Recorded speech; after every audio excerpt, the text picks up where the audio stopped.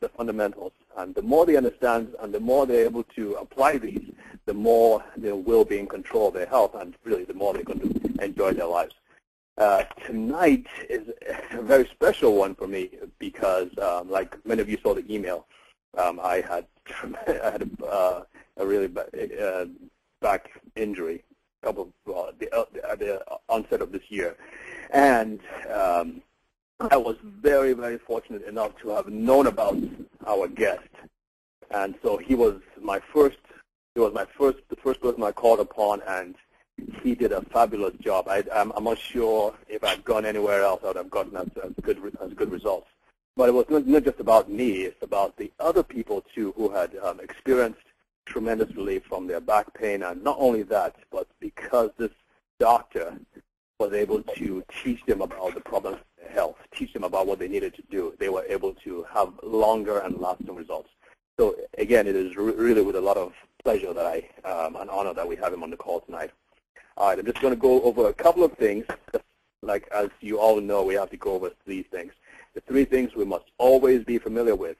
The human body has tremendous potential. All we need to do is know how to unleash that potential. We need to know what circumstances will help, or what circumstances will keep our bodies from functioning the way they should.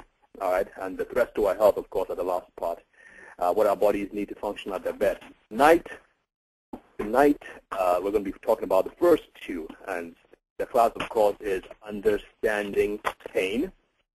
And folks, when you really realize this, and again, on my website, we mentioned that pain is the absolute #1 reason people go to the hospital. And I know some of you on the call have had your battles with pain, and thankfully, some of you have actually overcome. Some of you are still going through it. And so we really hope that this webinar will be of help to you. We're going to record it. Please ask your questions anytime, and we're going to deal with them as quickly as much as we possibly can.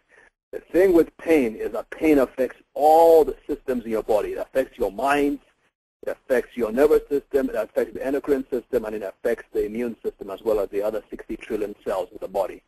The problem with the conventional way of treating pain is that they just go straight to just the nervous system, and the drugs that they use just try and suppress it. But if you realize that pain involves the other three systems, you realize that most times healthcare providers are not focusing on all the factors that help to treat pain. So it's really, really important. Let me just give you an example. If you're depressed, the pain will be worse, and the pain will be longer lasting.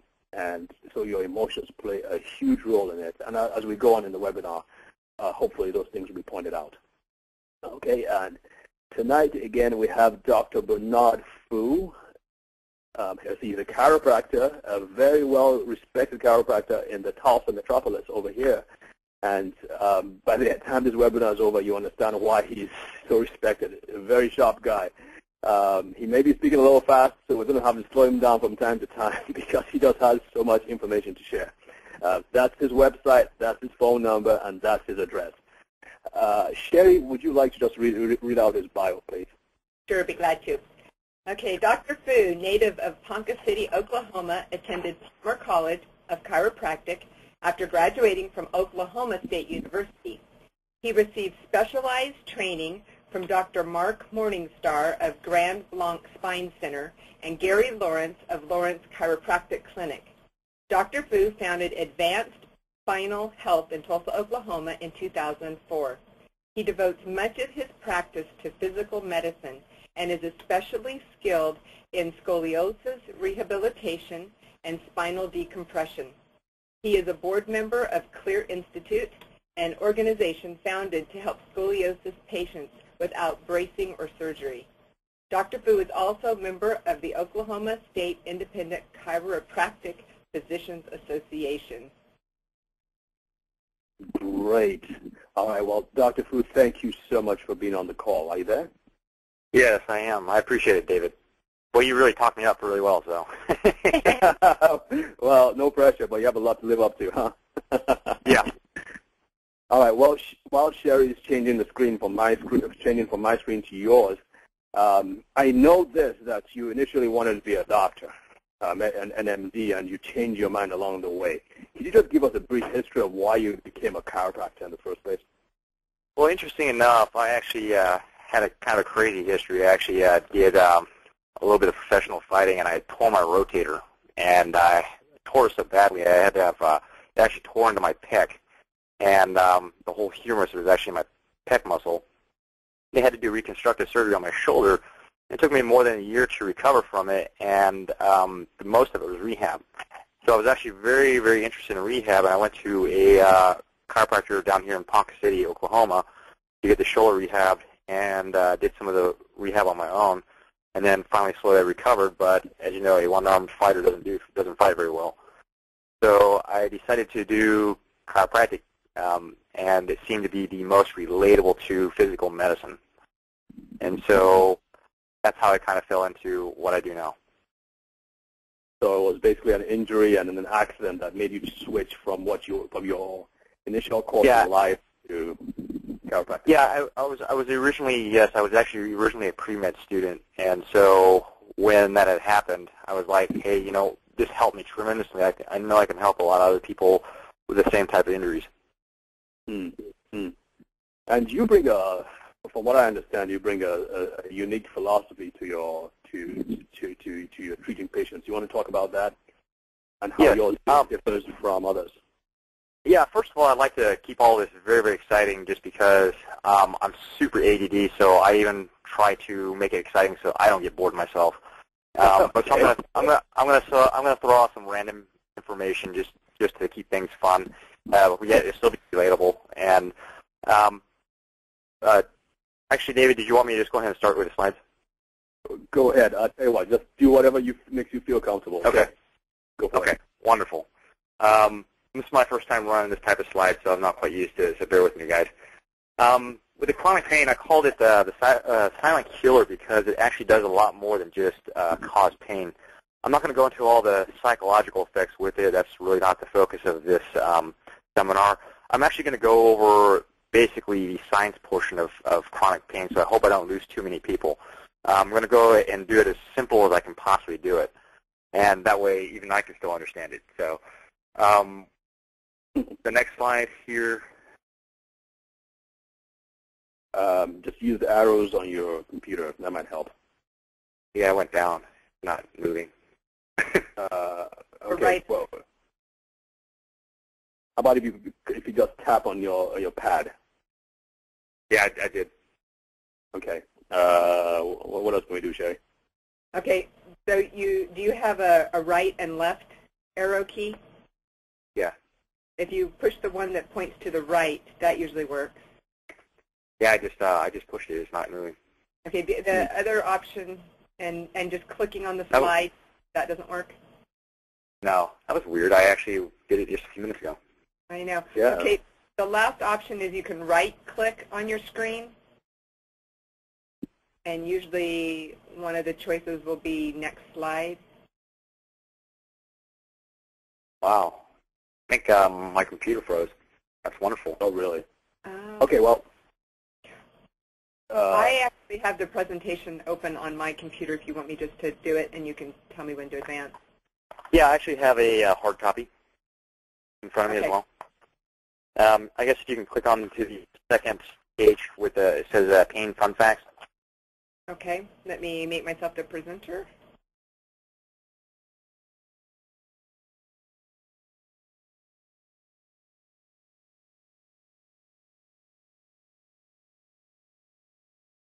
Okay, so do you see my screen? Yeah, I see it now. Right, I see it. So, Dr. Fu, you might just have to say next. I remember to say next. Okay. I'll say next. Okay. Okay. All right. Okay. This first one here, 80% of the population has some sort of back pain. So a lot of people actually have back pain. Interesting enough, some of the research is actually pointing to the extremities having probably the most types of chronic pain, but a lot of people do walk around with back pain. And the reason why extremities do is because, like the arm, shoulder, wrist, elbow, hands, feet, basically, you have two of each. So basically, that's why you have double the chance of creating chronic pain in basically arms and legs. But a lot of people walk around with this back pain, and interesting enough, a lot of people don't realize this, but the food you actually eat causes inflammation in your body and cause pain. So give you an example like fast food French fries. A lot of the stuff they're using in the French fries, of course, one of it being fried, is a trans fat. So actually, trans fats actually give you quite a bit of pain. And they actually, like McDonald's, they actually lace your French fries with cow's blood. A lot of these reasons why they do that is because they're lacing your French fries with cow's blood. Huh. So the reason why they do that is because a lot of people have an affinity and a taste towards beef. So they do everything they can to get you addicted to eating their food. And if you've seen that movie Super Size Me, many people may have seen it. He was actually somewhat a vegetarian before he started, I believe. And by the time he was eating the McDonald's meals every day, he was addicted to it. And the other reason would be MSG, which I'll talk about later. Did you know on the labels, like yogurt, which says natural flavors, or sorry, natural colors, mean the usage of farmed insects to create the color.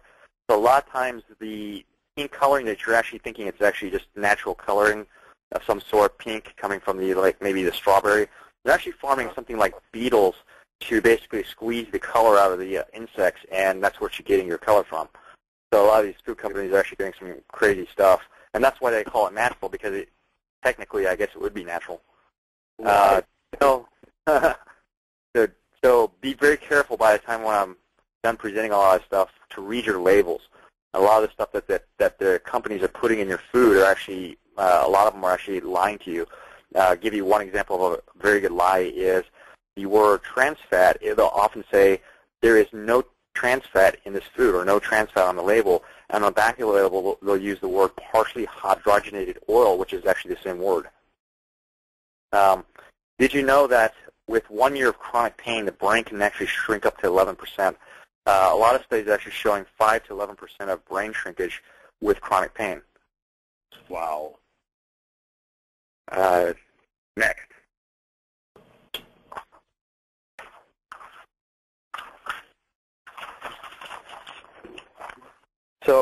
So with that being said, that last statement with brain shrinking up to 11% with a year's worth of chronic pain, that's why one of the reasons why I call it the silent killer is it's not just the pain itself that's giving the person a problem, but it actually has a lot of other adverse effects. This is a pain model. I actually really oversimplify this model. It can actually be very, very complicated. And in fact, my next slide, I'm actually going to blow it up a little bit and go into a little bit more detail. And this is the only tricky part of all this whole seminar. So if you actually get this, you actually will know more than most MDs and most chiropractors, because here's another very interesting fact, is that chiropractic colleges and both medical colleges do not have a course in pain. So without actually having a course in pain, a lot of these doctors actually don't even truly understand what they're actually trying to treat. Wait a minute, Dr. Fu, you said medical colleges and chiropractic colleges do not teach about pain? No, not at all. Actually, there's no such course. Yeah, there's no such course. I actually had to take this course post-grad. Oh my! And yet, pain is the #1 reason people go to the doctor. What was that? And pain is the #1 reason people go to the doctor, and yet they don't. Yeah. Well, yeah, and it's also that's why. Yeah. So isn't that very interesting? So if you ask a lot of the doctors, if you ask them how the actual pain works, they probably won't be able to answer you. But this pain model, I broke it down. But this pain model, I broke it down very simply, and what this does is it basically oversimplifies what pain is. And I'm going to start with tissue injury because it's probably the most common cause. Once the tissue's been injured, let's just say that Bob went out and played some football with his friends and he got hit really hard. And let's just say he got hit really hard in the knee. That tissue injury, whether it be soft tissue or bone or whatever, starts to cause an inflammation process. I'll start with the top part. because it's the easiest one. We have a pain receptor called a nociceptor. You don't have to really write all these fancy words down. But the pain chemicals actually get released, and the pain fibers get irritated, and you get pain. And the brain actually projects an emotional response of pain. The tissue injury also, on the other hand, we have something very complicated basically in the tissue, like the musculature, the joints, the disc, and the ligaments. Okay, the ligaments are very, very important. I'll go over that in just a minute. They're actually easily damaged in trauma situations. But let's just say a ligament gets damaged, where you got his knee crushed, and he's basically a quarterback of the Patriots. And immediately what happens is you have these little nerve fibers called mechanoreceptors. Analogy-wise, they're kind of like radar towers. They kind of send signals to and from the brain, basically. So basically, they're kind of like a radar tower, and they send information. Well, when there's actually an injury, they become depressed, and it activates what we call the sympathetic nervous system. Now, sympathetic nervous system has kind of like an opposite part of the nervous system called the parasympathetic nervous system. Sympathetic nervous system, basically, I'm going to break this down really simple, is basically your fight and flight system. So let's just say if you're being robbed, or if you go to the woods and a bear tries to attack you, automatically your body switches to this system so that you can deal with the situation in a short term. This was never designed to be a long-term solution. The body does what it does basically as a survival mechanism, as a reflex. So if you have a bear attacking you, basically the sympathetic nervous system becomes activated, and the end result, you get pain. So I'm actually going to blow up the mechanoreceptor pain model a little bit more and just talk about it a little bit, and then you guys will actually understand the pain model a little bit better than even doctors will. Next.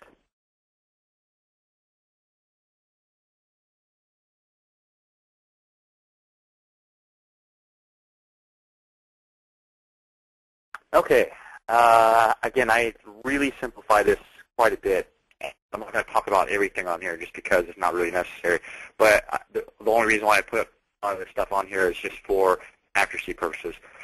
So we start with our good friend mechanoreceptor to our left, with the abbreviation there. And to your left, you see disc, facet. Facet is basically the joints in the spine, and the ligaments. Okay. What ligaments are is they are basically a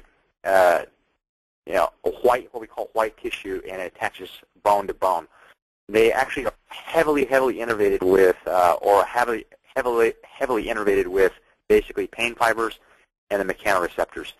The facet joints are two, which are the joints in the spine, and the disc is as well.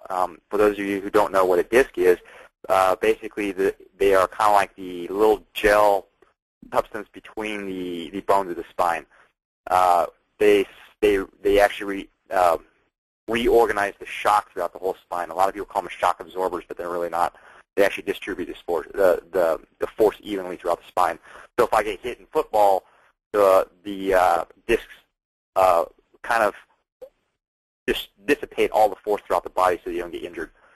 And the disc is actually mostly a gel, and it is 80% water, and has a little bit of protein, a little bit of sugar type molecules in it. And with this disc, another fun fact for you guys is the reason why Jell-O is called Jell-O is they've actually added an O to the end of the word gel. So actually what you're actually eating is the cartilage, the ligaments, and the discs of pigs and cattle.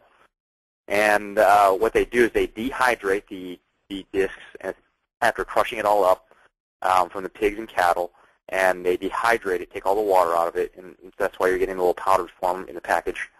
And it's up to you to add some more water to it, and basically you get your disc material again, basically is what you're eating. And they add a little bit of food coloring and sugar to it and call it Jell-O. That's why they call it Jell-O. They just added an O to the end.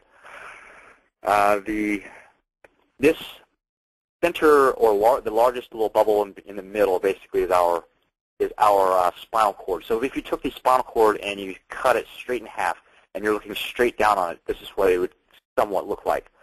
Posterior meaning the back portion, and anterior meaning the anterior portion. So above and below that little bubble in the center of the diagram is basically illustrating the spinal cord being cross section, essentially cut in half. And so you have this mechanoreceptor here, and if normally, okay, see these black arrows that go from the mechanoreceptor to the spinal column. They normally, normally they're sending signals from the joint, the disc, the facet, the ligaments to the spinal column, and they go straight to the cerebellum and all the way throughout the brain. Okay, so the brain is actually communicating well with the spinal column and back to the musculature to make the appropriate adjustment. So if I'm playing football, I want to make certain adjustments. Yes. Just a minute. Sherry, could you possibly be pointing to as he's speaking, or if you want me to do it, I can do it. Sure. Because since he can't do it, we need to be able to see what he's talking about. Certainly. Okay, go ahead, Dr. Fu. Okay, so it's basically pointing on the center part of the spinal column, the spinal cord actually. So normally, if you trace that arrow up to the cerebellum, that's where the nerve supply goes to, all the way to the thalamus, the cortex, the hypothalamus, and then eventually the periaqueductal gray, which is actually spelled wrong. So I'm sorry, guys, I'm not the greatest speller. What this will do is normally it'll create a communication process between the disc, facet, joint, ligament to the brain and back. Okay, that's normal. If you get injury,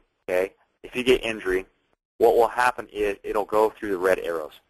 Okay, and the mechanoreceptor will take a back alley loop, basically, what I call it. So let's just say that you have a cell phone tower and you're getting information to and from it. Well, basically, what I'm saying is that the communication is actually broken up between the cell phone and the tower. So what happens is the body does a very smart thing, or tries to do a very smart thing, and it reroutes the signal to what we call the sympathetic nervous system and the adrenal medulla, which I'm not going to talk about. But the sympathetic nervous system, basically the chain ganglion, also called the sympathetic nervous system, what that does is, if you point to the word viscera, it turns some of the viscera off, because if you're fighting a bear and a bear's chasing you down and you're running away from it or fighting it, whatever it may be, or a guy is robbing your house, the body says, hey, I don't need all this stuff. I need to turn all this stuff so I can give this person an extra boost of adrenaline so he can fight through this problem or run away. So that's why you hear of, hey, this woman took her kid from underneath a car and lifted the whole car when she couldn't do that without the adrenaline. The blood vessels actually constrict and they get smaller, so actually there's fewer blood supply going to basically throughout the body and to the surrounding structures. And the immune system actually gets shut down or depressed, not shut down, but depressed. And the muscle tone actually increases in the body. Okay? So if you guys want to put an up arrow to the muscle tone, a down arrow to the immune organs, the up constriction to the blood vessel, and down arrow to the viscera, basically the muscle tone increases, which is why if you get an injury, the first thing you get is a spasm. Okay? It's what we call a spasm. A lot of times people come in, you can hardly touch them. My patients, you can hardly touch them. And the minute you touch them, they actually basically jump off the table and scream. Well, basically what's happening is the sympathetic nervous system has been triggered. And so they get this increased muscle tone. The muscle tone actually makes the joints stiffer and basically starts the whole loop over again. So just by knowing this is a little bit of a model. Okay, so you guys know the answer is actually having to correct the problem with the mechanoreceptor. Okay. And what does the mechanoreceptor do again? The mechanoreceptor, okay, again, is, I liken it like my analogy as a radar tower. It sends an appropriate signal from the disc, the ligaments, the facet joints, back to the brain properly so that the body can make an adjustment to the posture. Okay. Okay. And why is that important in pain? You're getting there, right? Yes. Okay. Why that's important in pain is if that signal is messed up, what happens is there's a communication problem, and again, it triggers this sympathetic nervous system. And if the mechanoreceptor is depressed, the pain fibers actually get heightened. Okay. And so the only way to turn off the pain fibers are to reestablish the communication of the mechanoreceptor to the spinal column back to the brain. Okay. So in other words, I'm going to give you guys another analogy. The mechanoreceptor is the off switch to the pain. Okay, so if the mechanoreceptors are working well, the pain will be reduced. Correct. Correct. Okay.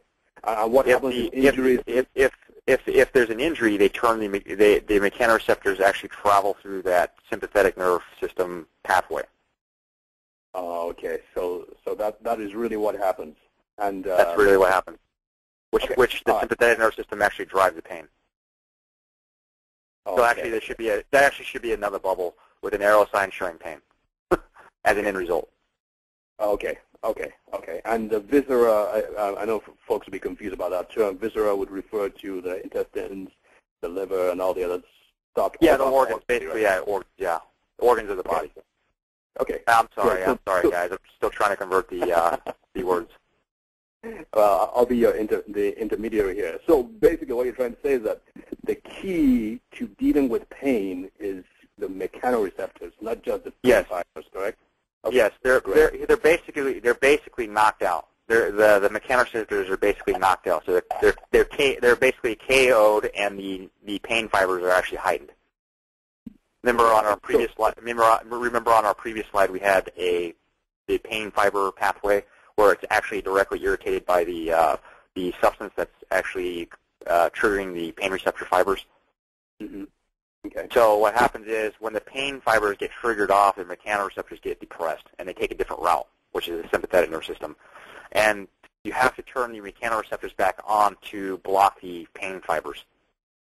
Now, so are you going to show us? I'm sorry, go ahead. So basically, it is our off switch to the pain fibers. It's our off switch. It turns the it turns the pain off. Okay. So when the body is actually communicating well with each other. Okay.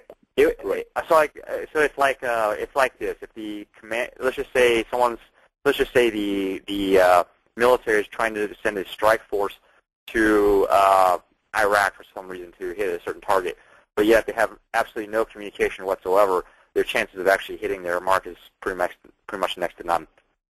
So they have to have good communication in order to be accurate. So what happens is the body doesn't have proper communication, and it takes a different route to as a reflex, and the route is actually a short-term route. And the short-term route actually causes a long-term problem to the person. Not only just chronic pain, but they get immune system problems, problems with the muscle tone, the blood vessel issue. I was talking about constriction. Well, constriction of the blood vessels is never a good thing. So, and I can't really see depressing certain organs in the body a good thing either. Right. Okay, so the key is mechanoreceptors, and you're going to show us how that. The purpose of this slide, if you guys, you don't have to memorize all this stuff. The purpose of this slide, I'm going to show you in about maybe 6-7 slides down. The point I'm getting to. Okay. I'm getting to a certain point. Okay, next slide. I think I've done enough on this one.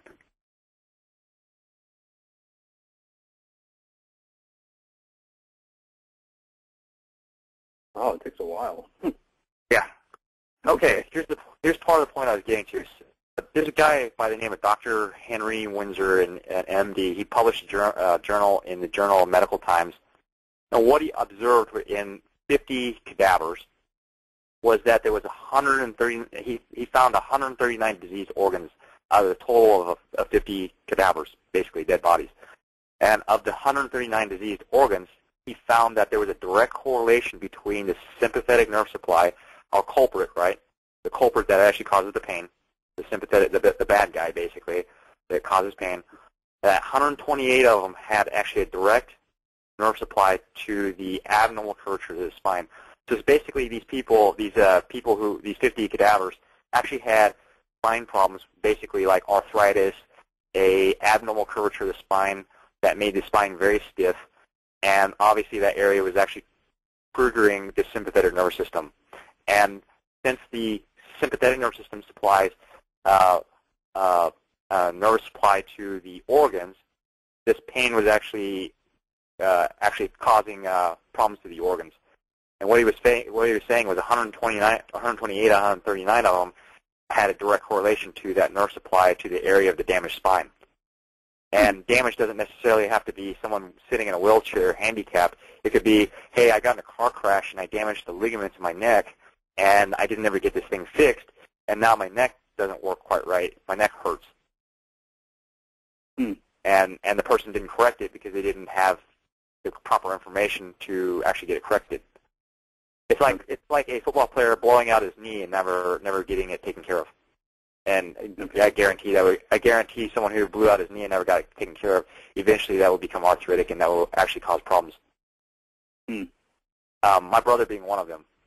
He actually was a basketball player of Texas, and he blew out both of his knees, and he never really did anything for it. Now he's starting to pay the price for it. He can't even jump. He used to be able to touch the top of the backboard, and he can't even touch the bottom of the net.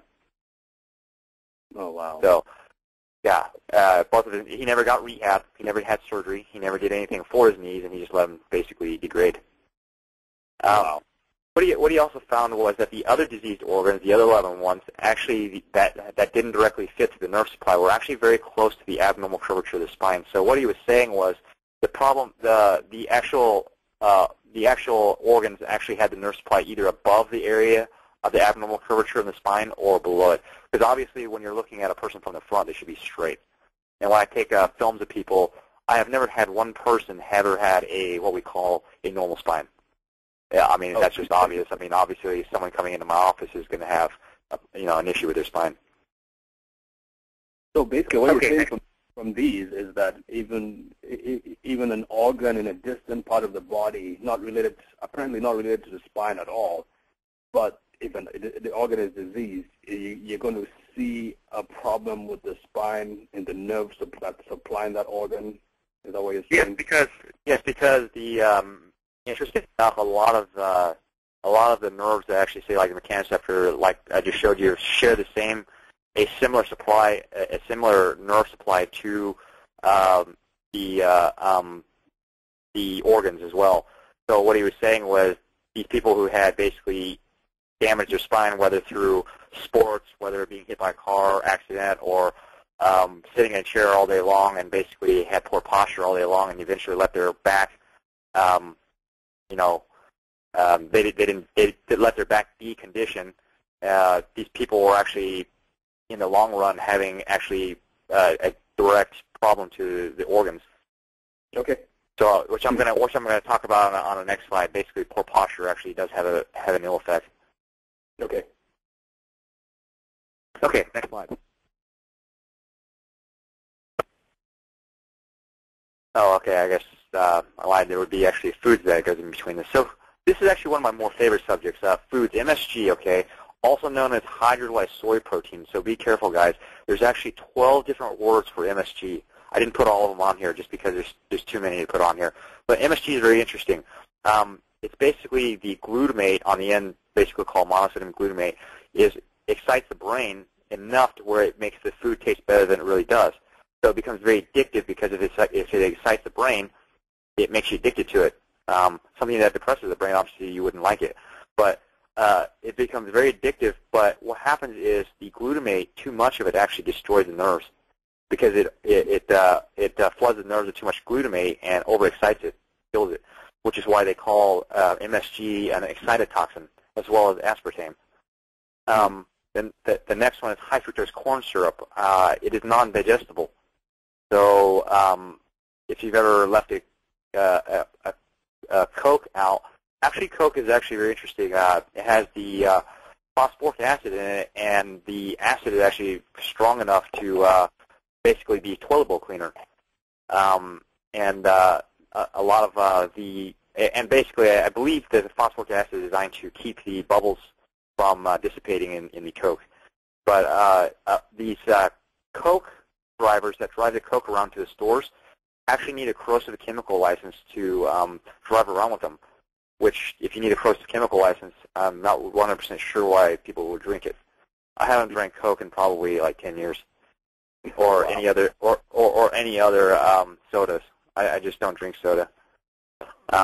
Trans fats or partially hydrogenated oils. A lot of times, be very careful with these. There's also about 10 other words for trans fats and stuff like that. What they actually do is like French fries, anything fried. So it's basically fried vegetable oil. Okay. So the worst thing McDonald's did was they said, well, now we use 100% vegetable oil instead of actually like fat to fry our French fries. Well, that was actually a mistake because now you create this trans fat problem. And trans fats, you can't get rid of them. They're what we call omega-6s, and what they do is they drive the pain pathway. Refined carbs, okay, also not very good. Promote diabetes, heart disease, and arthritis. Okay, I'm not going to go into the exact mechanism of how it causes arthritis, but it does. It also causes a large amount of inflammation in the body. And the other word for refined carbs is enriched bleached flour. So basically, the product has been leached of all of its nutrients, and then they try to put some more nutrients back in. But this enriched bleached flour actually turns into sugar very quick. Okay, and then the aspartame. Interesting enough, the guy I believe that owns it is our previous Defense Secretary Donald Rumsfeld. In 1960, when Lyndon B. Johnson was president, they had control of the I believe they had control of the Democrat House, and he actually could not get the bill passed for aspartame because part of it was they were falsifying the research. In they were saying, oh, these rats were not having cancers, but yet they were. And so they were giving these. They were doing experiments on aspartame, but somehow he got the bill passed in the Reagan administration, because Reagan is a Republican, and so is Donald Rumsfeld. Mm-hmm. And all of these foods actually cause inflammation, so not good. Next slide. Inflammation is the key to pain. Yes, inflammation promotes pain, which is the prostaglandin cycle. Okay. So causes of tissue injury would be poor posture, okay? If you sit for long periods of time with poor posture, obviously the discs don't get rehydrated, and obviously then the joints start to suffer, and then eventually the poor posture drives that sympathetic nervous system, that's the bad guy I was talking about. Repetitive strain injury. So I have a picture of assembly line work. So people who do the same old repetitive thing over and over again, keyboard, improper usage of typing at a keyboard over and over again, giving you carpal tunnel, okay?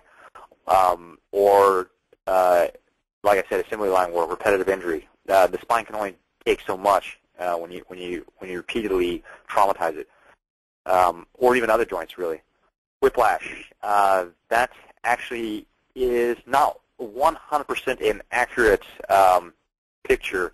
It doesn't just go straight back and then straight forward when you get hit from, let's just say, a rear-end collision. They're actually finding that really interesting in studies. Okay, they're taking people and they're crashing people on purpose, and they're even doing cadaver studies, and they're using a very expensive X-ray machine to see the damage done in people, and then they question the people later on with to see what kind of symptoms they have, which I don't know why people would volunteer for such experiments, but they do. It actually compresses the neck about mid-phase, and then it whips the head back, and then it whips the head forward. So actually they're missing one little diagram in between. But it actually causes all kinds of damage done to the ligaments, discs, the joints, and even sometimes the spinal cord, and even the brain. Trauma. So I have people doing football. So basically getting hit over and over again. If you've ever seen these NFL linemen 10, 15 years later after they've retired, a lot of these guys can't even do anything anymore.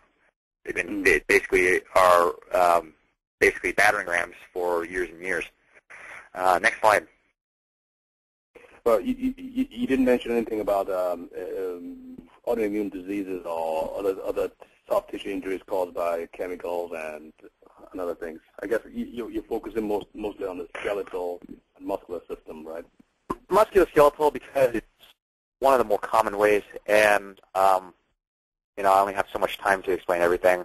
I showed you the 2 volumes of chronic pain. There's over in those volumes there's over 500 research articles per volume of edition that I had. Then it's impossible to condense everything. Yeah, it's impossible to condense everything into 20 slides.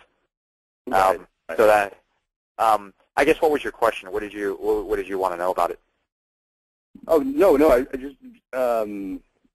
just wanted to point out that you're focusing on the skeletal muscular system, because some people would say, well, I have this problem with pain and it's not included in the 4 that you mentioned, so I'll just bring it out for people just to know that there are other causes of pain. Well, very quickly, I'll explain one autoimmune disease that's very common. Give you an example like rheumatoid arthritis. Actually, interesting enough, that is actually some more extent diet related. Okay, that refined carb that I was talking about, I didn't want to get into this mechanism, but since you asked, a lot of refined carbs actually basically break down to sugar in your stomach. So what happens is the bad bacteria basically take over the gut and cause damage to the lining of the gut, and so the protein that you eat leaks out from the gut and basically infiltrates the joints in your body and inflames the joints. And the body thinks that these proteins are actually foreign, and so they go and attack it and basically destroy the joints. And that's where you're getting your rheumatoid arthritis from. So is it necessarily damage done directly to trauma? No, that one would actually be a diet-related issue. Right. And so I tell a lot of my patients to stop eating that refined carb for one, okay, because that's actually giving you quite a bit of problems for one, and clean out the diet and then go back and supplement it correctly. So yeah, that would be the autoimmune diseases and stuff like that you're talking about that cause arthritis are actually a whole new ballgame. Okay. Cool. Yeah. Whiplash, often associated with ligament damage, especially alar ligaments, okay? I'm not going to go into detail what alar ligaments are, but they basically attach to the bottom of your skull and they get damaged easily. I have never seen a person with chronic pain in my office when I did my exam and x-ray. None of them had normal ligaments. They all had basically, everybody's ligaments have been basically essentially shot. And these ligaments that cause basically instability to the joints, give you the chronic pain. So injuries common to the joint and disc, basically the mechanoreceptors. And here's an interesting fact, okay? Remember the mechanoreceptors are disrupted basically when you get whipped in a whiplash injury. What they're finding out in whiplash is that actually it's the lower speed impact injuries that actually give you some of the worst whiplash. The reason is because you're not really ready for it. If you're driving at a lower speed, you're not really expecting to get hit, and you're not really looking straight ahead. So if your head's turned, your whiplash injury is actually worse. The other thing they're finding worse is that since it's a lower speed impact, it doesn't take much. They're finding even 5 miles per hour over is really enough to do this. That your car doesn't take the force of the hit, you do. So what happens is in these higher speeds, yes, you still take damage to your body, but what happens is if the car gets crushed by another car, the car absorbs a lot of the force and you don't. Okay, so that is actually almost an inverse or a reverse effect. So a lot of these insurance companies that say, hey, there's nothing wrong with your car, how can you get hurt? Well, actually, these studies actually are showing these people getting hit in these studies. They're actually showing these lower speeds are actually worse to a certain degree. The total time a person gets whiplashed is 100 milliseconds.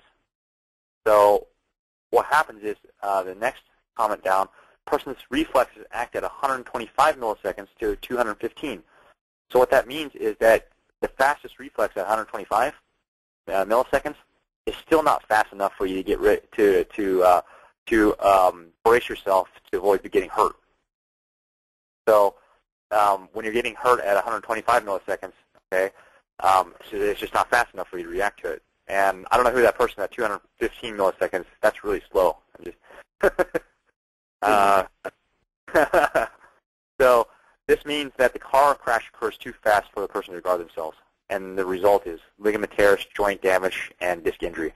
Okay, so the neck joints are rich with pain fibers, and so basically it triggers off the whole pain fiber cycle and knocks out the mechanoreceptors that we were talking about. And then once the ligaments are torn, okay, once they're torn, they don't grow back. That's it. So basically, once they're torn, they're done.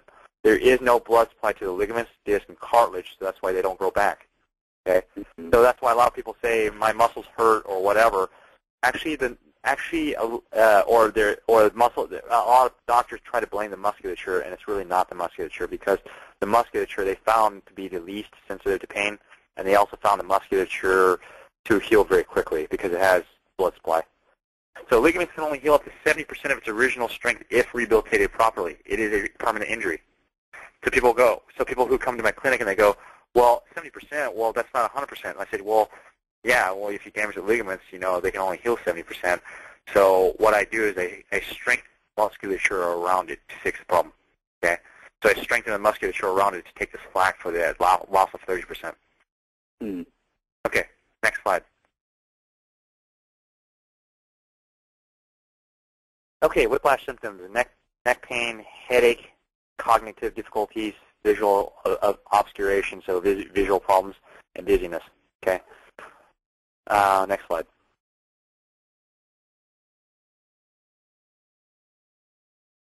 Okay, posture. According to Dr. Kellier, very posture guru. I mean, this guy wrote like 7 textbooks on like how posture affects a body. He says that forehead posture reduces the vital capacity of the lungs, and he even states that 50%. So how healthy can you be if you're only having a vital capacity of 50% due to poor posture? Okay. So for every inch the head comes forward, it puts an extra 10 pounds of strain on the neck and shoulders. Okay. Oh, wow. And the forehead the forehead posture causes a whole array of symptoms, including headache, jaw pain, neck pain, and shoulder pain. And it strains the ligaments, joints, and discs, and eventually leads to arthritis. So these these doctors who are blaming arthritis is actually a symptom to a problem, not a cause. Right. There's actually a whole new story on that arthritis. I won't go into that. There's actually a whole mechanism on how that works. But it's actually completely people who diagnosing people with arthritis as being the sole culprit to pain. That's actually incorrect, because now we know what the culprit is: mechanoreceptor triggering off being depressed and activating the sympathetic nervous system. Right, guys? Okay. Next slide. Okay, loss of curve. I'm not going to go into this too much, but if you lose the curvature in your neck, it strains the spinal cord up to 10% if your neck is actually straight. And then if the nerves are stretched 28%, okay, third one down, the nerves can be stretched up to 28% when the neck curve is reversed. So these people who have a car accident and it knocks their neck completely backwards, their spinal cord is actually strained up to 28%. So if the spinal cord can only tolerate 10%, they have an extra 18% that's being strained on the spinal cord. I can't really say that actually is a good thing either. So you guys can actually probably even conclude that if the person's neck is backwards and the spinal cord is actually strained 20% of its original length, you can expect a headache, pain down the arm, neck pain, those sort of things, right? Right. And reference with Alf Bragg, average mechanical tension. He's an interesting guy. He actually tried to cure certain disease processes like multiple sclerosis, and he was so absolutely convinced that the loss of curvature of the neck causes some of these problems. He actually fused the neck in a normal curved position to achieve a normal neck curvature. So he actually did this artificially. In our clinic, we actually rehab this back to normal. We don't actually have to cut on anybody to actually fix that problem. Really? Yeah. So that's what we do. We shoot it before and after X-ray. So because we know what a normal spine looks like now. So if we know what a normal spine looks like, all we have to do is have it before X-ray, rehab it, and take an X-ray. So what happens is a lot of doctors don't do this. They don't actually take a post X-ray. I don't understand why, because if you don't take a post X-ray, you don't know how much you corrected or not. Next slide. I think we even did that with you, David. We actually took a post X-ray and we showed the slippage had reduced. Oh yeah, and I saw a difference. Yeah. Normal curvature. Okay. in a normal curvature neck, so this is actually 3 slides across, so the normal curvature neck, so that's actually just a model, and they're actually showing the normal space for the nerve, the little arrow there in the spine. They're actually showing the normal space where the nerve exits. With a normal curvature in the neck, that's what the nerves look like. Can you see how they are not stretched and they're relaxed? So they took a cadaver on the bottom, and there's an X-ray of a person with a backwards neck below. Okay, so this is a backwards neck. And you can see the nerves actually stretch when their nerves are actually backwards, or when their neck is actually backwards. Can you see the blood vessels, which are the little black lines in between the nerve? Can you see how stretched and elongated they are? They're not squiggly at all. Okay. Because okay. yeah, so you can actually see the nerves actually stretched, so physically stretched. So that's why a lot of these people that come in my office and they go, well, this is what your neck looks like, and they have all kinds of problems, and all I do is I rehab it back to an old position, and they get better. Okay, next slide.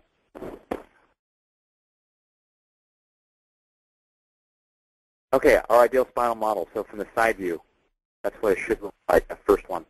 And then from the one in the middle, that's back to front. That's what it should look like from back to front straight.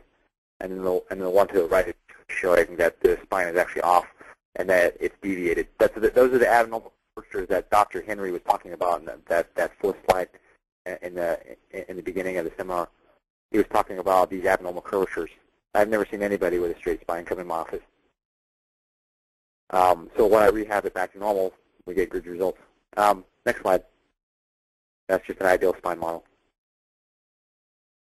So from the side view, the neck curvature should measure 45 degrees. Why? Because have you noticed that the bridges that are built, like the San Francisco Gate Bridge, is built with an arch?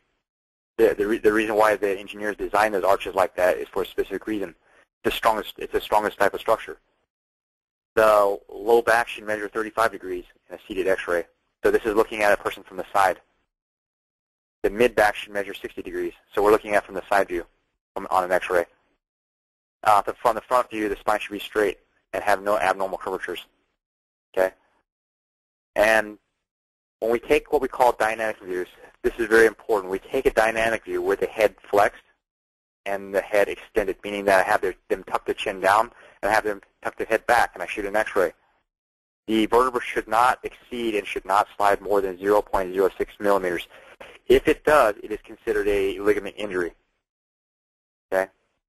Slippage is very, very bad because ligament injuries. What do?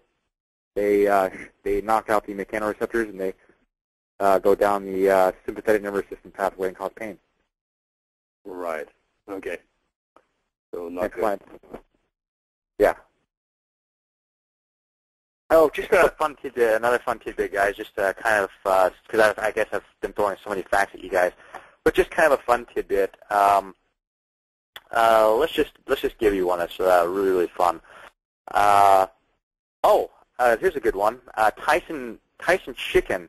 When people are eating Tyson chicken, the American Consumer Reports actually found that they have the highest concentration of arsenic in their chicken.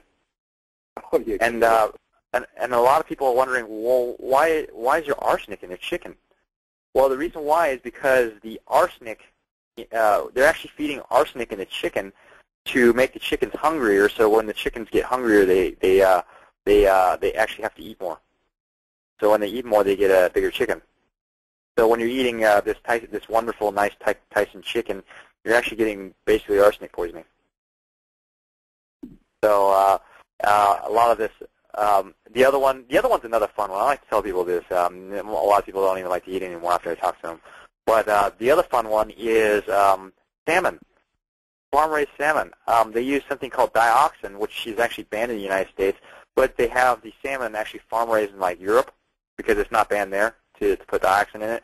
Dioxin controls the parasites and stuff like that because the farm-raised salmon, they're too close to each other. So the salmon being too close to each other, they basically can't spread out a little bit more and have waste products a little bit more dispersed.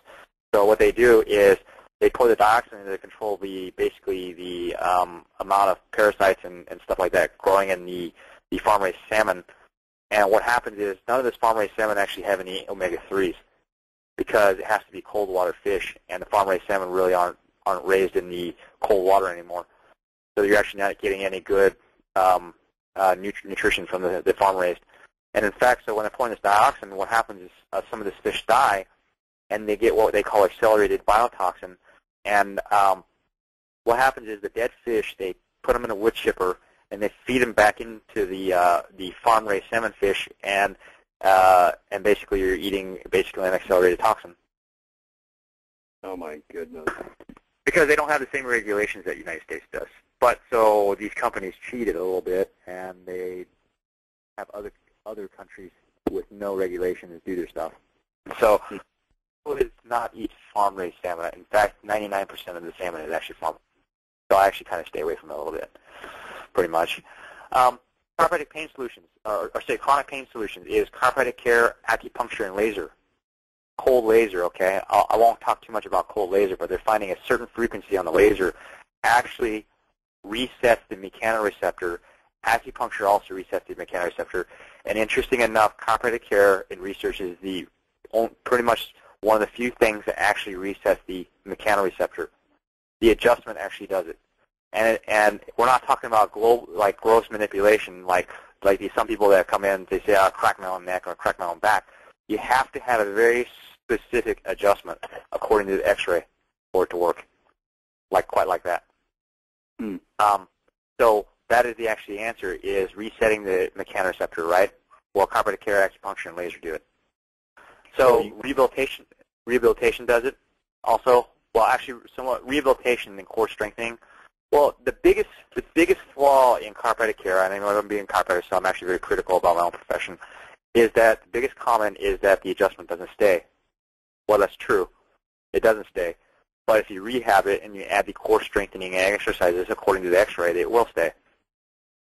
Okay, so without strengthening the musculature around it, without working the soft tissue, without rehabbing the disc and ligament, you won't ever get the change. In fact, I remember when you sent me home, you sent me with all kinds of weights to put on my head, on my shoulders, on my back. Yes, they're not like weights that you would see in a gym. The weights I put on a people actually is very specific. Some people I'll put a shoulder weight on, some people I'll put a head weight on. These weights, I actually take an X-ray with people wearing the weights. So if a shoulder weight on the left straightens out their spine under X-ray, then that's the side I put it on. So give you an example. If someone comes in with a high left shoulder and it's coming from the spine, I put a shoulder weight on the low side, and as a reflex, the shoulders are balanced out. I know it doesn't make a whole lot of sense in the beginning, because a lot of people think, well, why don't you put the shoulder weight on the high side and push it down? Well, that actually doesn't work, because if you put it on the high side, the person's reflexes will actually cause it to raise higher. So supplementation, I'm not going to go over too in detail the supplementation, but when I treat people, I use the supplementation of 5 grams of fish oil. Why? Because it's a prostaglandin blocker. Prostaglandin drives inflammation. Okay, it drives the inflammation, and here's an interesting tidbit: like aspirin and the NSAIDs, like ibuprofen. Okay, they actually are prostaglandin blockers. They are temporary. So and what does prostaglandin do? Prostaglandin not only drives pain, but it also drives arthritis. It gives you all kinds of it also causes cancer, interesting enough. So as an interesting fact, they found that there's a research article on about 300 people that Tylenol companies thought they had the answer to cancer. They actually tried to use Tylenol in high quantities and high dosages to try to treat cancer. What was happening was, yes, they were treating some of these cancers successfully, but the side effect of using too much of these prostaglandin blockers, like ibuprofen and aspirins and stuff like that, was heart attack. So they could not continue the study. Because great, they were fixing some of these cancers, but the side effect was heart attack. So that doesn't do any good. Magnesium, okay. Magnesium is very, very important. I won't go into all the details, but it protects the nervous system. Zinc, 50 milligrams per day, and then these antioxidants. okay, these amounts. I'm not going to go over all of these. If you guys want the notes, you guys can. I think David and I said that we were going to produce some notes for you guys. Yeah, but if you would. Yeah, and these in this order, these antioxidants, these are all tailored basically to combat chronic pain. Avoid excited toxins, the aspartame, the MSG, and all that stuff. The EPA to DHA, the 2-to-1 ratio of 5,000 milligrams per day. Fish oil, okay? Because when you say this, the 2-to-1 ratio, you're talking about omega-3s to omega-6s, or omega-6s to omega? No. Okay. Yeah, maybe I should want to clarify that. That EPA to DHA. Okay, EPA to 2-to-1 ratio to that. Mm. Because it's both an omega-3, yes. Okay. In that ratio. Americans actually have about 16-to-1 to 20-to-1 ratio of omega-6 to omega-3, which the ratio should be more like 2-to-1. And that ratio sets us up for inflammation all the time, doesn't it? Yes, correct. Okay. So it gives you all kinds of disease. So it basically gives you all kinds of disease processes because it drives the prostaglandins. So what it does is it gives you the heart disease, cancers, the arthritis, and the chronic pain. Oh boy. So basically, these fish oil, good fish oil, okay, is going to block the prostaglandin without the side effect and reduce the pain. So in my office, what I'm doing is I'm adjusting them, rehabbing them, having them do spinal decompression, and I'm lasering them, okay, and then I fix the diet. Wow, you're hitting it from all angles. Yes, you have to. I hit it with everything I have. Because keep in mind, these people have actually come into my office, have been to like 12 doctors. So if I'm doing the exact same thing as these 12 doctors are doing, what makes me different from everybody else? Right.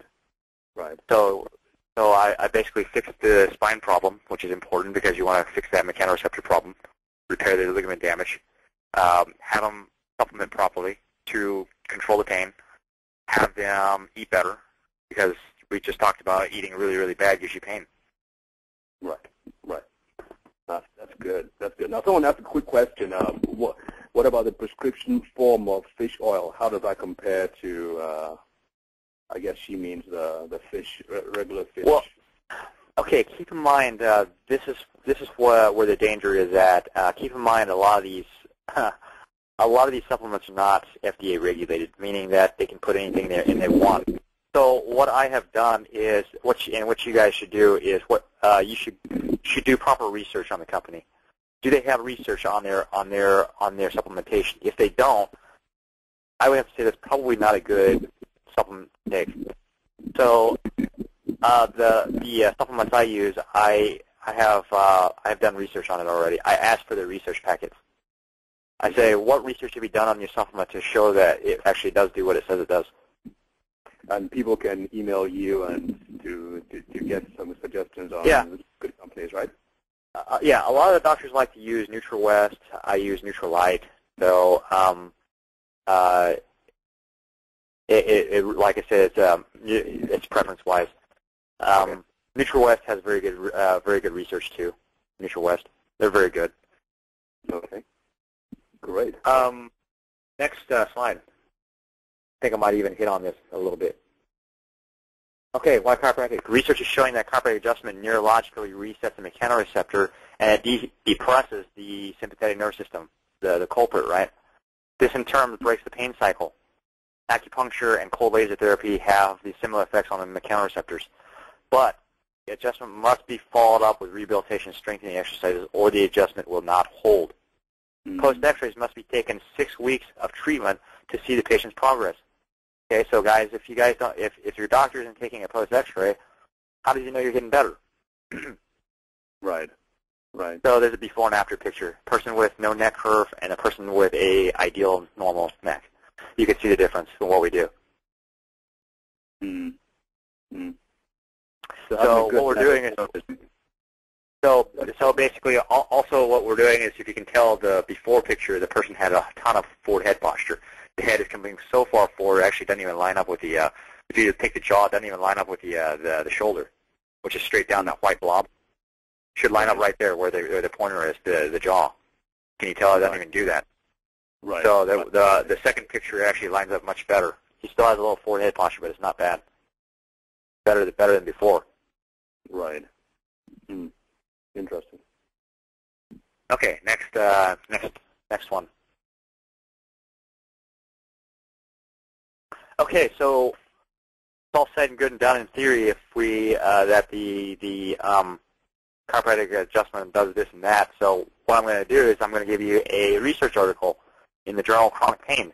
It's a randomized clinical control trial, which is probably one of the highest quality of type journals.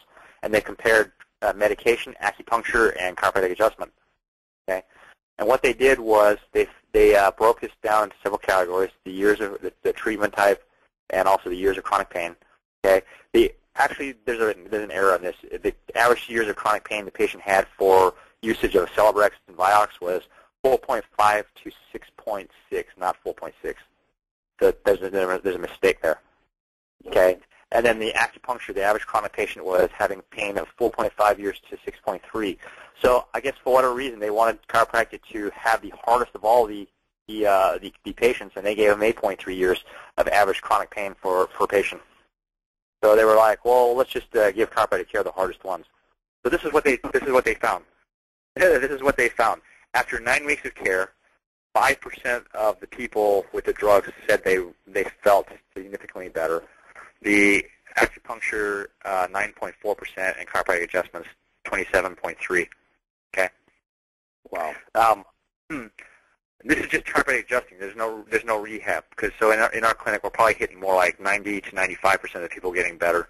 Because that's why the rehab is so important. Percent suffered an adverse event. Okay, so side effects with the medication, 6.1%. No side effects of the acupuncture or chiropractic adjustment. Okay. Well, yeah.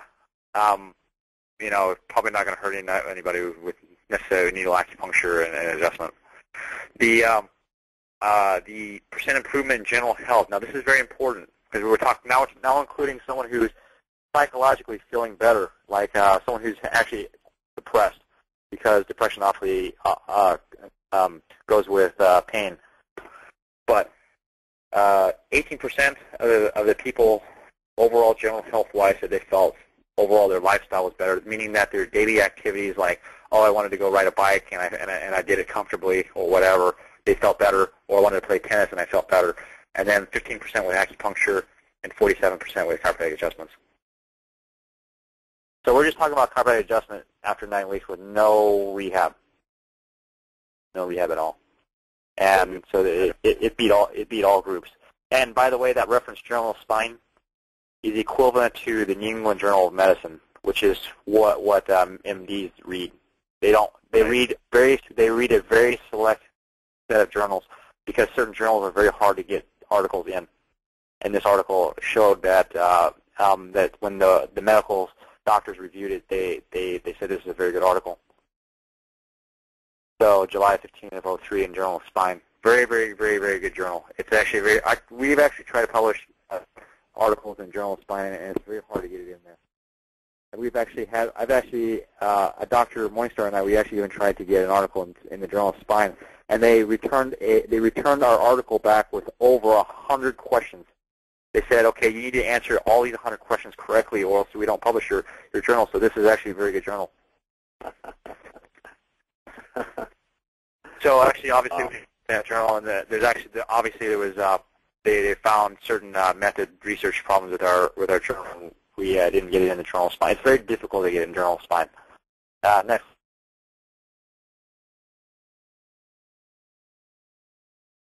Okay, rehab procedures like baking a cake. So I'm giving you guys a solution now that I've taught you how to what the problem is. So we mix it. Yeah, in order to bake a cake, you have to mix it, or else it comes out clumpy. We will do something called prehab. So we massage the musculature using a specific soft tissue release techniques. Like we use a vibrating machine. We have a massage therapist in the office. Ligaments are rehabilitated under 4.5 hertz traction. Interesting enough, they found 4.5 hertz rehabilitates a damaged ligament. Discs are rehabilitated under using spinal decompression. You guys may have heard of a machine called DRX9000. I don't use that machine because it's non-programmable. I use a machine that you can actually program it. In fact, the Dynatron systems, I actually helped them develop a procedure and protocol for spinal decompression. They didn't have a didn't have a procedure and protocol. I'm the only one. Dr. Joe Bennett and I came up with the protocol. Wow. Set it. So you set it in position. So now you've got the spine kind of mobile. Now we set the spine in the position we want it to based on X-ray, chiropractic adjustment. 6. We use spinal weighting using weights, chest weights, shoulder weights, pelvis weights, and core stabilization exercises to achieve that ideal spine model, right? Because we know that the ideal spine model is not pain expressive. Okay, so not only are we asking patients, how are you feeling that day, but we're also taking an X-ray after 6 weeks to see what we're doing. Okay, after doing the homework. I hope, David, you're still doing your homework, right? Oh boy. I can tell by that laugh. It's locked off. I'm sorry. Yeah. Okay, next slide. I still do my homework every night. Oh, really? Yes, I do it, yes, because it's very hard to tell a patient, okay, why don't you do your exercises, and in the meantime, I'm not going to do mine. Yeah, that doesn't work. It would be like a nutritionist going into McDonald's. They're like, eat very healthy, stick with your fruits and vegetables, but yet I'm going to go through the drive-through at McDonald's. That doesn't work. Rehabilitation timeline. This is what we do in our office. Okay, joints. We're going to adjust them. The disc and ligaments, 8 to 10 weeks is what it takes to rehabilitate disc and ligament. I can't make it really go any faster than that. That's just the way it does. That's just the way it works. Nervous system, the neuromuscular re-education using the cold laser and the spinal weights and the exercises, 8 to 10 weeks. Musculature, to get a permanent muscle strength takes 90 days. Okay? Wow. So every rehab program has to be about 90 days, or else it won't stay. So if a patient feels better within 2 weeks and they disappear, they didn't stay because they didn't meet 90 days. Next slide.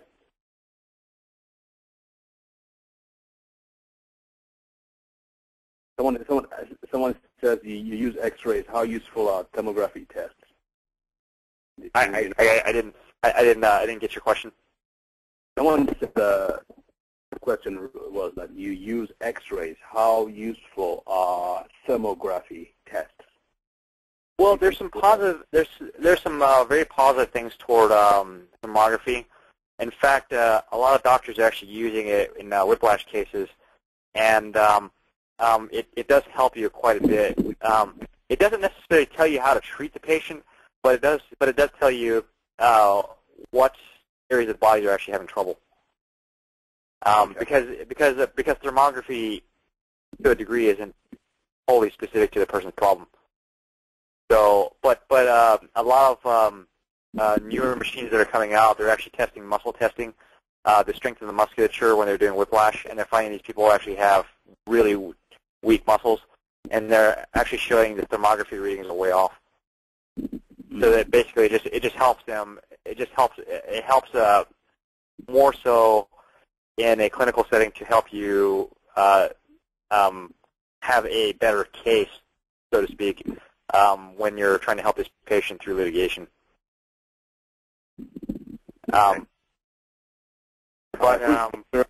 Who's Miranda? Miranda is actually my patient. Still is, but she hasn't been under care for a little while, just because she's actually, her story is very, very exciting. She actually got in a severe car accident, and she was going to medical school at the time, or just about to head towards medical school, but she was unable to continue. She was actually a straight-A student. She was unable to continue due to a previous car accident. She had such a chronic migraine, pretty much daily. She couldn't focus on her studies. And then basically she had tried medication, and we know that medication isn't the solution because we know now since the faulty mechanoreceptors can't be corrected through medication. The surgeon decided their best answer was to remove a portion of her brain. They were going to do brain surgery on her for a headache. Oh, that's really strange to me. They had already set the date for surgery, but they saw my article in a paper, and Miranda was very smart in asking our clinic for a second opinion. They actually said that Miranda might not make it through the surgery. There's a chance that she wasn't going to make it. And I said all for a headache. She said she was very skeptical, and it was really funny because she actually did a scrapbook for me, and in her scrapbook she says I was actually arrogant, which I guess that's kind of funny. So I guess I live up to the expectations of a doctor now, right? Being arrogant. She said I was very arrogant in the classroom teaching because I teach people about what we're going to do. She said I was really, really arrogant, and so I was like, okay. I guess I kind of fit the role of the doctor then. Miranda was very smart in asking our clinic for second options. She was very skeptical at first. After 2 weeks of treatment, her headache had resolved. We took a post X-ray after 6 weeks, and we had corrected a large portion of the ligament damage in her neck using post X-rays. Today, she is actually going to chiropractic college, not medical school. She actually is in her second week now of chiropractic college. She is headache-free for a complete year now, and she continues to do her spinal exercises daily without the aid of my care. So that is correction. She's been out of my care more than 6 months, and more than 6 to 8 months, and she hasn't really needed me. Isn't that great? So she doesn't need the medication. She didn't need the surgery. She didn't even need my care anymore. She knows how to take care of herself. And now she's Isn't that great? And now she's going to chiropractic school. So she can be arrogant, just as arrogant as you are. Yeah. Yeah. Wow. So she can be an arrogant doctor. Yeah. Now, did you say you had a letter that she wrote to you about how she lived her life? She wrote me a letter. I'm going to read you guys a letter. It's a very touching letter. So I'm not the one that actually cries very often, but this one actually really hit me pretty hard. I'm actually kind of, I guess arrogant-wise, I'm kind of the guy that sees crying as kind of a sign of weakness. But it says, "Dear Dr. Fu, when I am at one of my treatments, it seems I can never find the words to say or catch you in a perfect moment to tell you this, so I decided to write it. This is my way of thanking you from the bottom of my heart for all you've done for me. I could never repay you, but I hope this is a start. Before I came to you, I was letting my migraines rule and ruin my life. I skip out on fun opportunities and time with people I loved, just for the sake of trying to prevent another one. I gave up my dream of becoming a doctor, the one I've had since I was in 2nd grade, because I couldn't finish a lab or study a long time without the harsh consequence of pain." If I continue the story, I think I might have to have you, David, read it. So, the migraines were increasingly getting worse. In the last 2 years, I vomited every time I had a headache, and a $4 pill migraine medicine seemed useless. I cannot tell you how many times I cried myself to sleep, wishing myself to be normal again. And, yeah, so I guess you guys aren't buying in the fact that I actually fought 10 years ago. So I know that God has a plan for us, for all of us, but it seemed that I was given a hard road to follow. I had about given up on myself, and a miracle happened. One day my mother was reading the local newspaper when she saw an advertisement for your practice. She told me about it, and I'll admit, at first I was a little apprehensive. She asked me, "What you've got to lose except for the pain?" The next morning I called, set up my appointment, and prayed that this would work. The first examination was about an hour and a half, and you spent with me, and only me, was enough to convince me that you truly cared. After my first weekend of treatments, I was shopping in Gordon's for some school clothes. I made a pit stop in the restrooms, and when I buttoned my jeans, I felt something that astonished me. I couldn't believe it, and I swiftly moved to the mirror to be sure I felt was true, and it was. For the first time in 8 years, my belly button was centered in front of my abdomen, usually about 2 inches to the left. Miranda actually has scoliosis, too. She actually had like a 35-degree angle. We reduced it down to about half. I ran out and called to my mom, and I was crying, and I held up my shirt to show her my finding. She almost broke down, too. We were lost in amazement and gracious for you, as if you were not human, but a heavenly body sent from above. Mm-hmm. Honestly, I do believe you were sent from heaven to save me from a life of pain.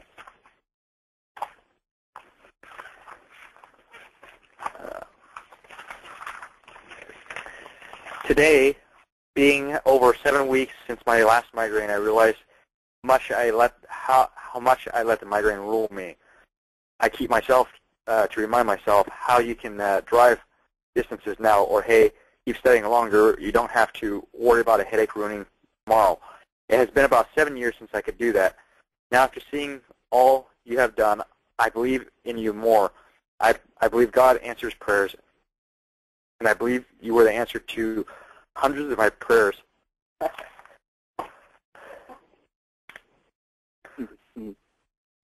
David, do you see if I break down more, can you read it? Sure. I'm reading right along with you. So anytime you want me to take over, just let me know. Okay. Along with those of my family and friends, I also believe God has used you as a tool to open doors for me. I was never sure what I wanted to do with my life. Even as a pre-med student, I was unsure of what kind of a doctor to be. I was never sure I wanted to be an educator, but I did that because I pretty much knew how to be one already. Hey, David, can you continue? Yeah, I know these thousands of people outside won't believe that I actually fought. So, yeah, can you continue in the middle of it so I can? Sure. I'll just take it from here. Even as a pre-med student, I was unsure of what kind of doctor to be. I was never sure that I wanted to be an educator, but I did that because I pretty much knew how to be one of them, and I could work my schedule around migraines, especially being off all summer, which would give me 2 months of free time off when I had migraines. Now, seeing how much you help others, the massive impact you have on them, like you've had on me, I couldn't imagine another profession I would rather do. Furthermore, I don't think you even realize how much of an impact you do have. You most likely are just doing what you know to do, but in fact, you are reaching into our painful, depressive lives and pulling us up into the wonderful, painless world we had almost forgotten about. You save us. You have saved me. If anyone asked me if I had a true hero, it would be you.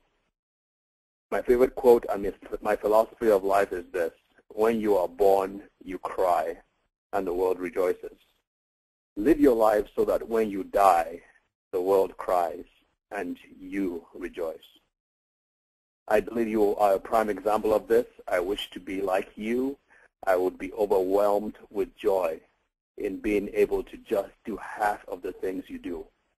I want to be that doctor that tells the young girl, you do not have scoliosis anymore. To me, delivering that kind of news and to make that much of a difference in someone's life be a true honor and reward. So many things have changed these last few years, so many things have changed these last few weeks, and I have a feeling they're going to get even better. I finally have a sense of direction in my life. I have a drive, a passion, and a great desire to learn everything I can from you.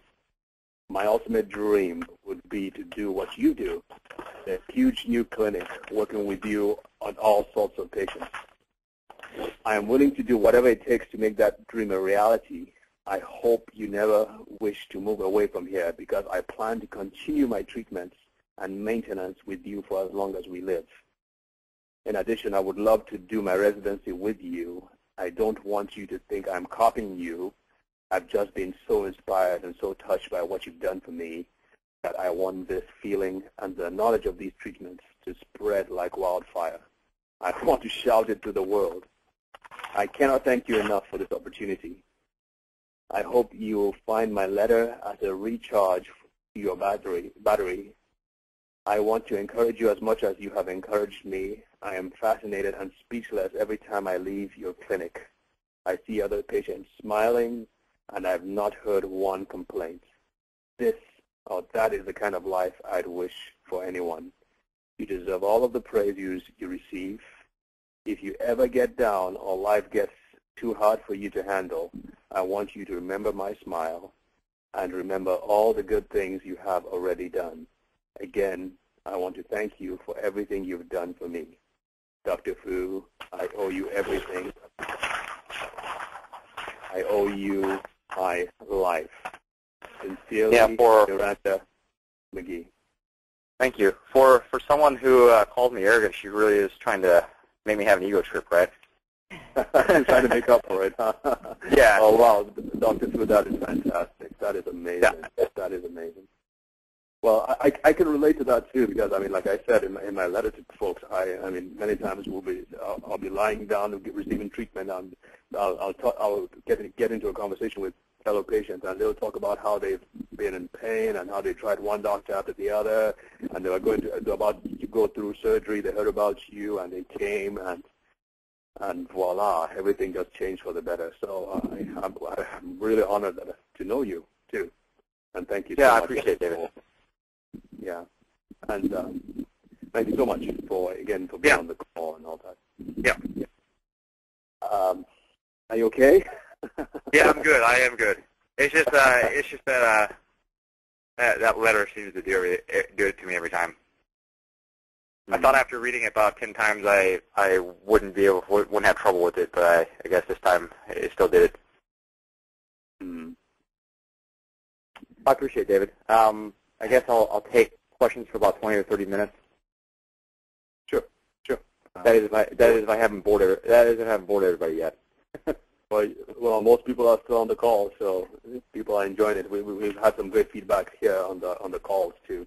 I mean, in the chat room, I'm keeping up with the chats too. So yeah, some great feedback. Anyway, here are some questions. Do you have any updated info on RLS? Why does it bother people mainly at night? And when we are lying down, what can you do for it besides getting on meds? First of all, tell us what RLS means. Well, that would be restless leg syndrome. That's not a particular specialty of mine. And actually, to be honest with you, for restless leg syndrome, I've actually had probably some of the most difficult issues fixing that problem, the RLS and the other one that I actually have trouble with would be neuropathy. Those two are actually some of the toughest things I have trouble with.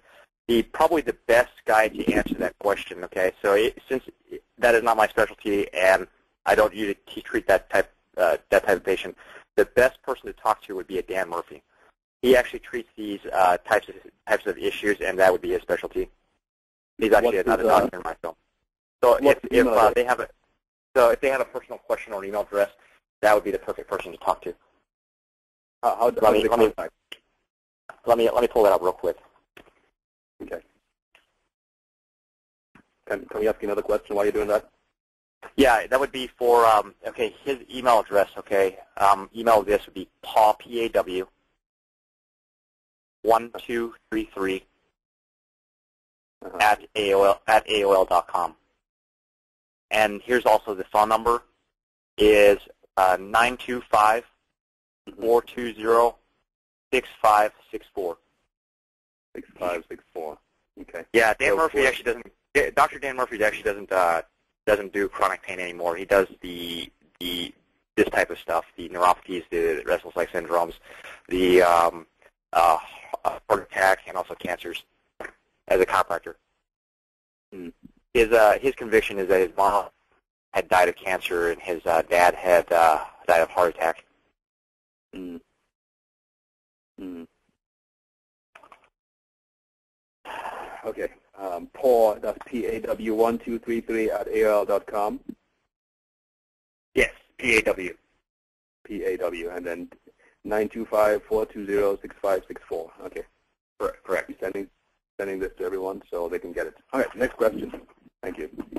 What impact can stem cells have on ligament tears? I know this is more like a medical question, but what was the question again? Someone is asking stem cells. What if the body were stimulated to produce more stem cells? She's probably asking to know if that 70% could be increased to someone like 90% or 100% recovery if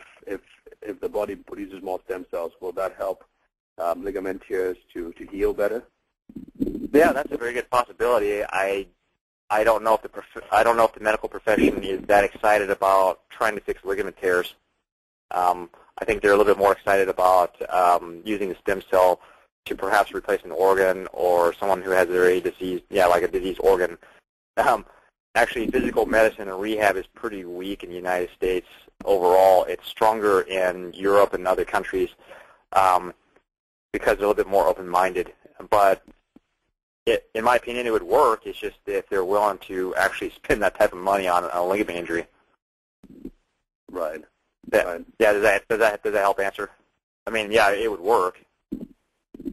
Right. Right. Yeah. I mean, it's quite possible. No one knows for sure. I mean, it would work. I mean, yes, they can do it. They can do it. I mean, they can do it. It's just that are they willing to spend the time and the money on someone who has ligament injuries? I think they're more interested in trying to, like I said, fix a diseased organ or some sort. Okay. Well, you guys' questions are really good. Okay. Yes. I have pain in the back. Does that mean I have an issue with a specific organ like my kidneys? I guess she's referring to the slide where you mentioned that cadavers, they found out that there was a correlation with a spinal problem, even though there was a diseased organ somewhere else in the body. Okay, kidney pain actually has a very specific type of pain that would have to be found on physical examination. So what I do is I have people come in with an exam first before I even say, okay, this is back pain or if this is actually organ pain. I've actually had someone actually come in with an abdominal aortic aneurysm before, and I've referred them out. So I have to do an exam first to be for sure, but kidney pain, it has to be, like I said, diagnosed with a pretty good exam. Pain in the back, like I said, it depends on where it's at. If it's obviously more on the flank, and what we use is what we call a Murphy's punch, is what the orthopedic exam is called. We actually use that orthopedic exam to help us determine whether or not that is pointing towards or leading towards kidney issues. But as far as pain causing the kidney to have that issue, like I said, that's hard to tell from just basically, over the phone or even a generic exam where you can't really tell that. Right, right. Well, I'm not sure she was specifically referring to a kidney. She just said, if I have pain in my back, does that mean I have an issue with an organ like the kidneys? It could be. Okay. Based on Dr. Henry's cadaver study, Dr. Henry's, he's saying yes, but to be 100% sure, you'd almost have to take a look at the kidney. Right. Right. To be 100% sure. But according to his research, his is pretty leaning towards the answer. Yes, it's having an issue with organs if you're having a spine trouble at that area. So he's saying yes, and I would actually have to lean towards yes. It would actually affect the organs. Right, and that's true. I mean, other organs that really give you a severe pain in the back sometimes would be the pancreas if you have pancreatitis. Sometimes right. Even heart disease can actually radiate to the back. Sometimes lung tissue, lung problems could radiate to the back too. So, okay. Here's a lady. She says, my mother still suffers from post-shingles nerve pain. I'm seeing that she needs, that's painful stuff. I'm seeing that she needs to add to her wonderfully healthy regimen chiropractic care, more omega-3s and B12s. Do you have any other thoughts or suggestions? Yes, the cold laser, helps clear that out quite a bit. That's actually another peripheral nerve pain, basically, is what it is. Most of the time it's around the thoracic area or it's kind of the mid-back area, but it's very, very painful. And what we do with that is we treat it chiropractically, but also we hit it with a good dosage of cold laser. And if And if if they're still having trouble with it, I actually send them to an acupuncturist as well.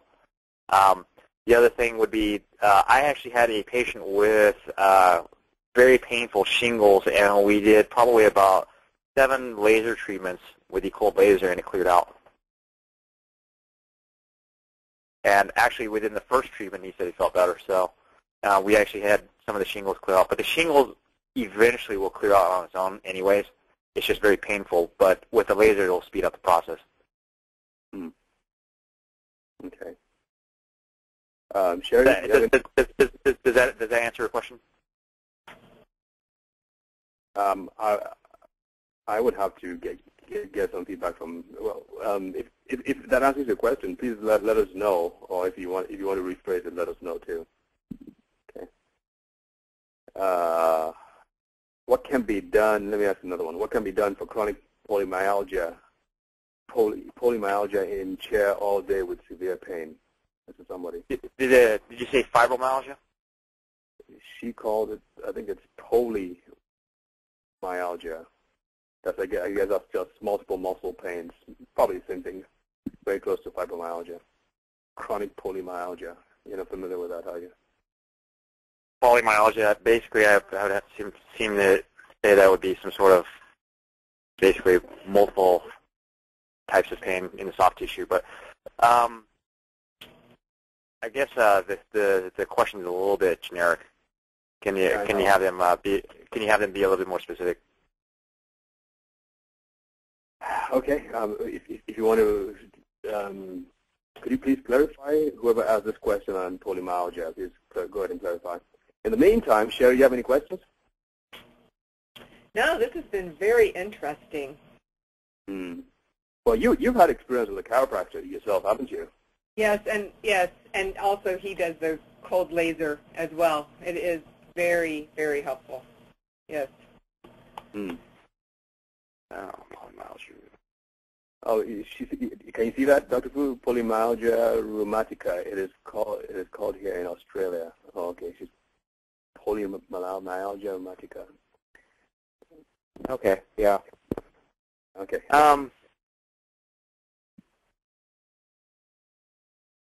Oh, I have a question. Go ahead. Sure. I'll come back to that polymyalgia. I actually have an answer for that. I'll answer that in just a minute. Okay. Yeah. What was your question first? Well, you told us a lot of things not to eat. I was wondering if you could give us some of the things that we need to be sure to eat.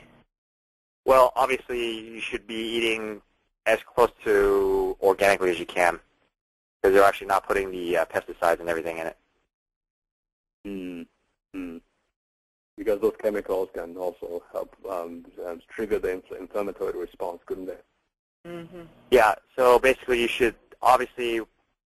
Here's what I try to eat. I try to eat a pretty high fish diet, non-farm grown type fish, and then I try to eat more towards the fruit and vegetables as organically grown as I can. And then I also supplement myself, and I supplement with the fish oil as well. Got it. Okay, well, you want to go ahead and, I'm sorry, Sherry, was that taken care of? Yes. Okay. Dr. Fu, you want to go ahead and talk about that? With the polymyalgia, I myself have not had a patient with polymyalgia. I'm aware of it. But it appears to be similar in nature to fibromyalgia, basically having fatigue, the neck pain, the shoulder pain, and basically whole body pain. And in order to do that, I would probably treat it basically the same way. I would actually clean out the diet. A lot of these myalgia type issues, are actually stemming from a diet issue. And if they're not having a diet issue, basically I would actually I would actually shoot a spine film, obviously, and see why they're actually having trouble with it. So I would do a thorough exam first. Got it. So basically, actually, the symptoms of polymyalgia is not too similar to fibromyalgia. So they're different, huh? Did you say that they're very different, or they're No, they're quite similar. Some of the other blood work may be a little bit different. Like the blood work might have some elevated creatine, elevated ESR. Okay. Basically, with I guess back to the one lady with the polymyalgia, is she having face pain as well? Well, you want to type your answer in for us to see? You having face pain as well? The lady who asked about polymyalgia. Look out to see if she's answered that. Well, she hasn't answered it yet. Could you let us know? Okay. Yes, she does. Yes, she has face pain. Yeah. So, actually, I believe the cause is still unknown, but what I would do is brief exam. Let me ask her also ask her what type of treatment has she tried and has anything worked? Okay. That question helps a lot. Okay. Well, she says she thinks she is on the full range of glyconutrients. I know I've spoken with you about glyconutrients before, and you've read all the books that we showed you. Yeah, it's good stuff. How's the glyconutrients helping her overall? Okay. Well, we're waiting for her answer. Let me see if she's answered that yet. She has had conventional medications, prednisolone, methotrexate. I guess it's steroids, of course. Has she tried physical therapy, physical medicine, or chiropractic, any of that? Okay, well, we'll just wait for an answer on that.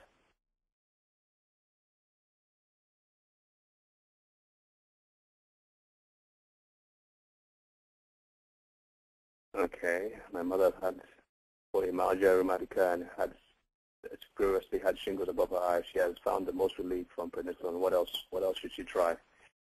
I think, Well, maybe, folks, if you can, try and contact him. Dr. Fu, you have his information, but yeah, we can't keep him on the phone for too long. He's already given us a lot of his time already. So, folks, you can also contact us too and email us at Building Strength Webinars on our website, and then we can try and help you get some more answers. All right. Yeah. Well, Dr. Fu, we're going to say thank you again. Yeah, I appreciate it. Well, I hope I answered some of these people's questions. So I tried. So, I mean, it's kind of hard to relay the communication back and forth like that. Right. It's a little tough. But hopefully we can help them. We can take care of some more. All right. Well, folks, we've come to the end of this webinar. Wow, we're really almost 2 hours. I want to thank you for joining us again. Look out for our emails. Also, look out. We're going to be having these notes. The handouts will be available. Dr. Fu, you did say you're going to get the notes out on the web for us, yeah. Right? Yeah, Thank I you will. So much. Thank you. So just keep checking on our Building Strength Webinars website, and we'll send you notices from time to time. Again, thank you for joining us on the website, on the call. Dr. Fu, thank you again, and we'll just call it a night. God bless everyone.